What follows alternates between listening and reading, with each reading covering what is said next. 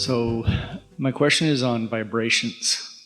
You just talked about we have these desires, they go out and they have a vibration. Our inner being's working on those. Resonant with them. Let's use different terminology. Okay. Not working on it. Holding focus on the pureness of what you're asking for. So attracting purely on what you're asking for with no contradiction. So what you're asking for has a very robust growth pattern because of the attention of your brilliant, not contradicted energy, inner being. Okay, so what if my next desire contradicts my previous desire? For example, I have a desire to be in a committed, loving relationship. My next desire is, wow, she's really attractive. I want to just go have a non-committed relationship. And they contradict each other. And my question is on those vibrations... They seem to contradict one another, but they really do not. We'll talk about that specifically if you want to. One day, a woman was describing, she wants to live at the beach and her husband wants to live in the mountains. And how can they co-create when they seem to want two different things? And we explained that at the essence of what each of them want is something that is, first of all, in harmony with what the other one wants. Tell us how they contradict each other. They seem to contradict each other in the way you want them to play out. But at the essence of them, do they contradict one another? Can you hold a myriad of intentions like freedom and growth and joy, like harmony and upliftment, like fun and enthusiasm? Can you seek satisfaction and contentment and also seek enthusiasm and passion? Do they really vibrationally contradict one another? No, but so that's my question is about the vibration is... We want to give you something, and then we do want to explore this fully because it is a wonderful question. Really a good question. Lots of people are wondering about it. So we are going to figure this out for you. But let's build a little bit of a basis first. As you're moving through your life experience, your current set of experiences is what causes you to formulate the new and improved that you're asking for. And as it radiates from you and begins its becoming process, you then, whether you know it or not, and usually you don't know it, you have a relationship to this new thing that you've set forward. If you feel exhilaration, then you're moving along with it. If you feel hesitancy and worry about it, then you're not moving along with it. And so many people, when we are visiting with them, they don't really know what state of vibrational alignment or discord they've got going relative to most things. They don't really know because they haven't been listening for and finding the furthest most asking that they've offered. We can say that in a better way. If you live in a house and it doesn't have enough closets, and your annoyance at not having enough closets causes you to put into your vortex a house that has more closets. And all you ever think about is closets. You could potentially end up with a house with lots of closets and no kitchen because you've been pretty single-minded. Now that seems silly to you. Wouldn't bother Esther that much, but that seems silly to you because you already know that you have beliefs about the value of a kitchen, but we're just offering that as an analogy.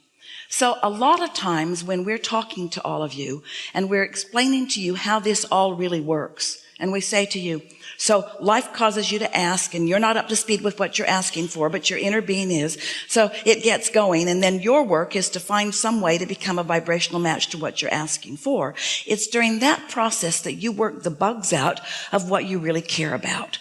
But most people are not doing that with any steady hand or steady guidance in the process. Most people are more interested in what other humans think about what they're doing. They're looking for resonance with others. What do you think about this? What do you think about this? And so culture and trends and all of those things that are important too become big players or factors in what you think you want or what you decide you want, while your inner being is more steady and more true to the pure essence of what you want and why you want it.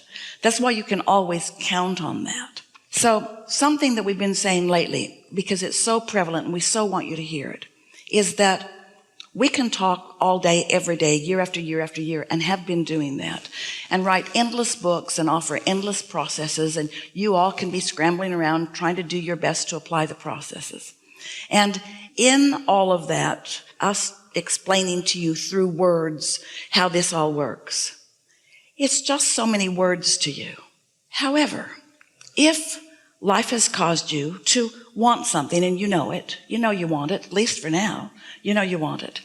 And if you have managed to carve out 15 or 20 minutes every day for a few days, and you've sat and you've quieted your mind, and you know your mind is quieted because you're feeling that detached feeling that you get in meditation when your mind is really quiet. You can't really feel the difference between your nose and your foot. You're detached. You've got that sort of maybe numb, sometimes you describe it, or floating sensation.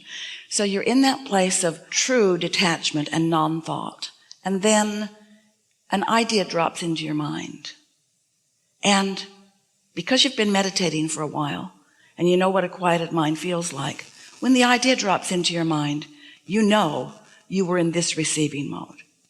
Because going through your day, you could be in lots of receiving modes. You can turn to any channel, any worrisome thing, any conspiracy theory. You're always in the receiving mode. The question is, what station are you set to? So if you've meditated and you've quieted your mind, and then you receive this thought, and then it's an idea. It's just something that feels like an idea. It feels like, our friend used the word calling. You feel like you really want to do this. It's not a, you should go do this. It's a, oh, I really think I'd like to do this. I think I really, really want to go to Starbucks. Well, now we know you want to do that all the time anyway. But sometimes some simple thought about something that you want to do. And so because it's so strong, and because it's so pure, and that's why it's so strong, and because it's not contradicted with other beliefs, because you meditated and it's a pure singular thought coming directly to you from your source, and you follow it, and then it leads to something that leads to something that leads to something, and you get to witness the coming into being of this idea. And as it manifests into this magnificent relationship that you've been wanting, after the fact, you would be able to know for sure, you could trace it back, that your quieted mind and your pure vortex were working together to give you inspiration. And because you were open and in the receiving mode, you received it, and you were guided right to one wonderful thing after another that led you to everything that you want. Because your life is not either or. You don't have to choose only that or only that or only that or only that. Everything that's important to you, you get to choose. If you are looking for a sexual relationship where you're having these wonderful ahas and wonderful feeling moments, and you find that in this person that you have been wanting to be with, isn't everything that you want being satisfied? And isn't the way that you presented it the other way, is that it's not there, it's over there? You can have everything you want, and the universe has the ability to cause a convergence of all things that you want in simultaneous moments. It's only the human mind that says, I have to give up that for that, and I have to give up that for that, and I have to give up that for that, because you've been listening to people who've been having experiences, who've been locked off from the true power of the universe, and who have been limited in their ability to attract or create. And then you take your polls and you take your statistics and you come to conclusions that don't have anything to do with you. They don't have anything to do with the vibrational alignment that you are accomplishing, you see. So we're not asking you to take our word for any of this. We just think it would be nice if you would meditate and come into true allowing of what you've put into your vortex. And as it plays out and you get to witness it, we know for sure you're going to like it. We know for sure that as it manifests, that it will be wonderful. Also, we want to remind you that there's this pipeline of things in different stages of becoming that will surprise and delight you all the way along in their evolution. Most humans think, I don't have that, and if I had it, I'd feel better, and since I don't have it, I don't feel good, so let's just hurry up and get over here. But when you are in alignment with your inner being, who knows all of the reasons that you want, all of the things that you want, then as it unfolds, there's a richness and a savoring and a further becoming. And there's something else that we have to give to you too, and that is in a very rudimentary example. So you're standing here, you know what you don't want, so you know what you do want. So you launch the rocket, but you're not a match to that because this is kind of new and this is really what's practiced. But you are wise enough to realize that when you focus over here, you don't feel as good. And when you let yourself look at this new idea, you feel better. So you focus there more and you manage over a little bit of time to feel more familiar with this and less familiar with its absence. So now you feel more familiar with it. You begin moving in the direction of it, and now you stand here and you become the receiver of it. It manifests in your experience. But now you're standing in a whole new set of contrasting experiences where still they're different, but you still know what you don't want and you still know what you do want. So you launch yet another rocket of desire. It's still weird.